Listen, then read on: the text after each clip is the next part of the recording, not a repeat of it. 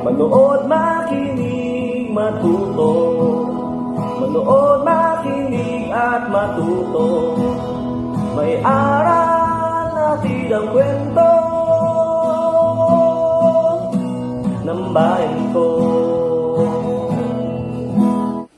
Magandang araw!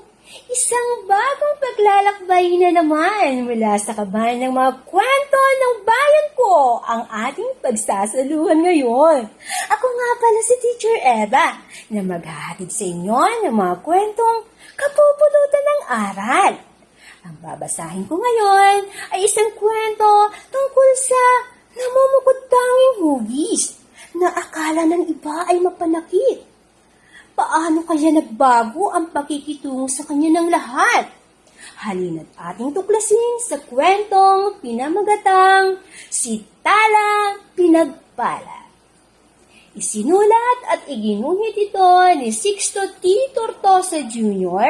na nagmula sa Division ng San Jose City, Nueva Ecija. Binigyang buhay naman ito sa inyo ng audiobook narration ng inyong abang lingkod na nagmula sa Division ng Occidental Mindoro. Handa na ba kayong maglakbay sa kaban ng mga kwento ng bayan ko? Halina't makinig! Si Tala Pinagpala. Sa planetang Ugis nakatira ang mga makukulay na hugis. Masayang naninirahan dito ang mga hugis. Ang bawat isa ay may kanya-kanyang tungkulin. Sa lahat ng hugis, may isang namumukod-dami.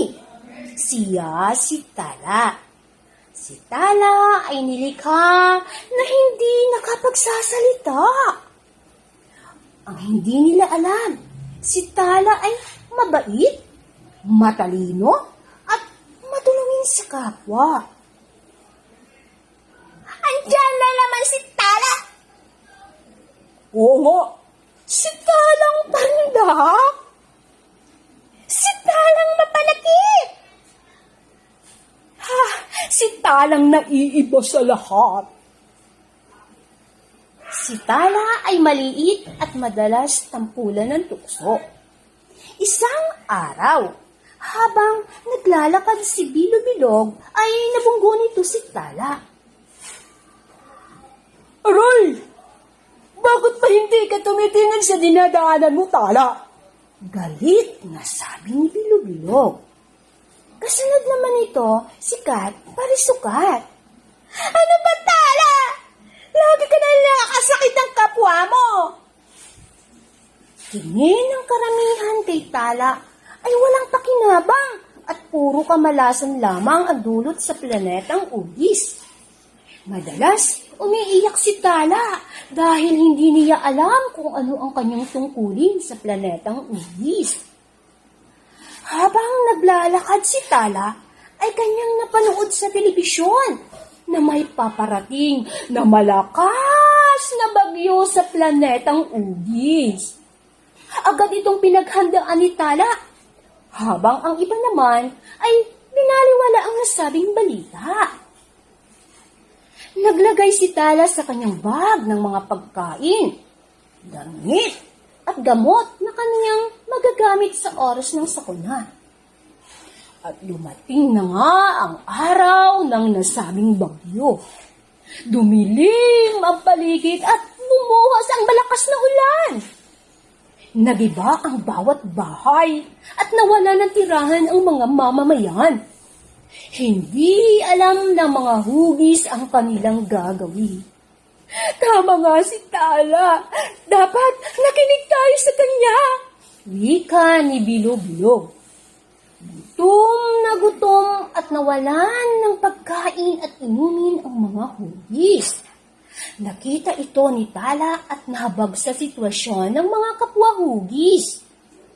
Ibinigay ni Tala ang kanyang natitirang pagkain sa mga nagugutom na kapwa niya hugis. Nagbigay din siya ng sobrang damit upang hindi lamigin ang mga kapwa hugis. Nilipatan din niya ng lunas ang mga sugatang kapwa nito hugis. Nagtipon ang mga hugis, agad siyang pinag-usapan.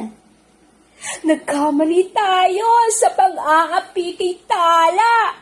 Hindi na dapat natin siya inapi. Wika ni Kat Parisukat. At ang ikinagulat ng lahat, biglang nagliwanag ang katawan ni Tala at nagsilbing ilaw sa madilim na kapaligiran. Matapos ang bagyo, agad nilapitan ng mga mamamayan si Tala at nagpasalamat ito sa kagandahang loob na ipinakita sa kanila. Pinangunahan ni Tala ang pagbibigay ng kaalaman kung paano mapaghahandaan ang iba't ibang klase ng sakuna.